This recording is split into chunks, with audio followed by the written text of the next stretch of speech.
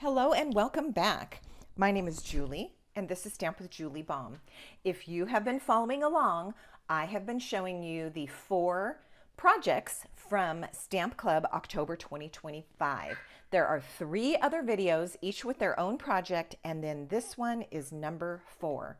So for all 4 projects, we used the same suite of products. We have been using the Traditional Labels bundle, stamps and dies. We've been using Christmas greenery stamps and dies, which, by the way, if you purchase the whole suite, you're going to get all of this plus the paper plus the embellishments, all with just one item number. So that's the easiest way to do it. Otherwise, you can pick and choose and decide what you want. Now let's talk about the paper. The Traditions of Christmas 12 by 12 paper is stunning. And you've seen it in the other projects. And if you haven't, make sure you go back and watch project 1, 2, and 3. So for this particular project, we're using this paper, which I think I said the word stunning. It is absolutely beautiful. And what we're doing is we're using this die to cut the bouquet out. It just makes such a great die cut.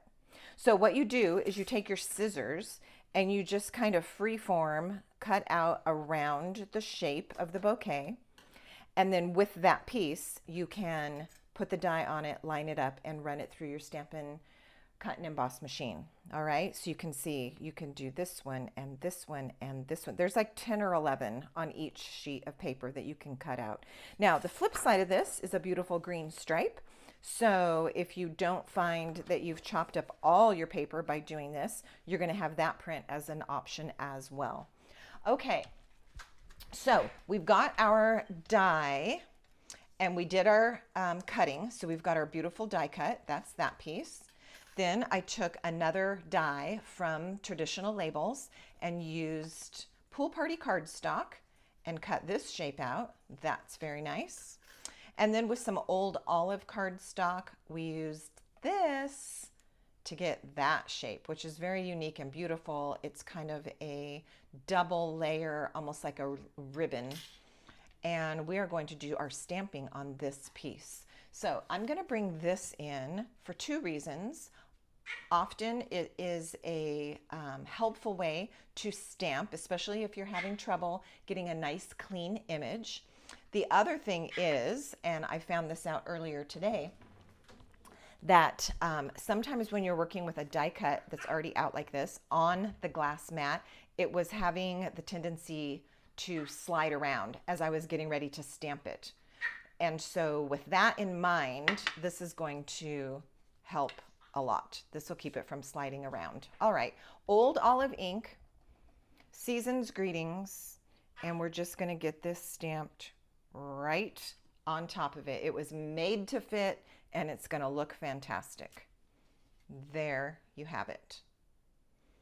Okay, there's not too much to this. We're going to put it together. The first thing that we're going to do is add our bouquet to the edge of the tag. So it's going to be straight. It's going to hang off a little bit at the bottom, a little bit at the top, and the left. Okay, you can see that. That's fine though. It's the look we want. So I'm going to put my adhesive on, mostly on this side of my bouquet, and go ahead and attach it. So I want the, let's see, I want the ribbon. That's a good way to determine your placement. I want the bow part of my ribbon to be right here at that part of the tag. That will help you know kind of where to put it. All right, let's try that. Next, we're going to take this piece and we're just going to let it swag right across, and it's going to hang off to the right side.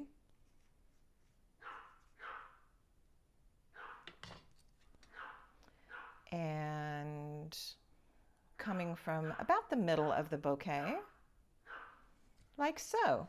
Now we're going to make a hole here in the top. I'm going to use a small hole punch. This is a 1/16 of an inch. Is that the one I want? Let's see here.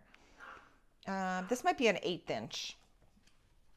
And I'm going to put the hole for the twine right up here at the top. I'm actually going to pull this back a little. I have another one to show you, and the hole is over a little bit, but this one I feel like needs to go right here. Okay, because it's centered.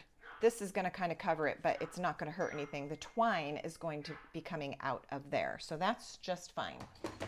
All right. I'm happy to tell you that the red and white baker's twine is still offered this year. Let me see if I still have some.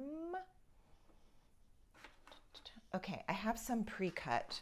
I can't show it to you on the spool because I've pre-cut a bunch of pieces already. But here it is. Okay. It was available last year and it is available again this year.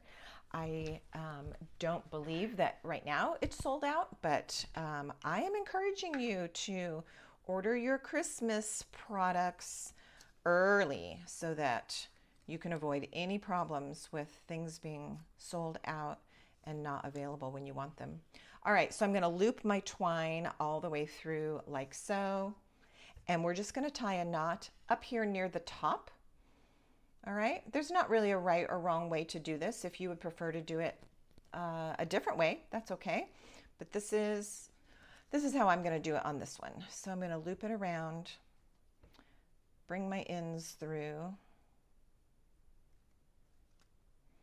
and I'm going to slide that knot way up kind of towards the top, like so. Now that's up to you how you want to attach it, keeping in mind if you're going to be hanging this from the handles of a gift bag, or are you going to be tucking it inside an envelope. It just depends on how you're going to use it. But this way I figure I can tie it to something, or I can just stick it to a package or a gift bag. All right, let's put some pretty embellishments. I'm reaching for the holographic resin dots, and we are going to add 2 or 3. You know, I almost always do an odd number, but I have a feeling because of this layout that 2 might be enough. I'm going to put 1 here and 1 down here, and I'm going to leave it at that, and I'll tell you why. I know that the general rule of thumb is 3, but because of kind of the triangular shape of our focal point, I think that it lends itself to just the 2, and it's fine. It doesn't look out of balance. And there is our fast and easy, but oh so elegant tag. Now, as I mentioned, I'm going to show you just another one. It's exactly the same, except you can see the bouquet is over just a teeny bit more to the left. That way you can see the hole where the twine is. This one I moved the bouquet over a little bit and the twine is coming from behind. So it's up to you to determine the placement of that, whatever you think looks best. I hope that you enjoyed not only this project, but the other 3. Be sure and look for those. Projects 1, 2, 3, and this one was number 4 of Stamp Club October of 2025. I look forward to your comments, and until next time, happy stamping.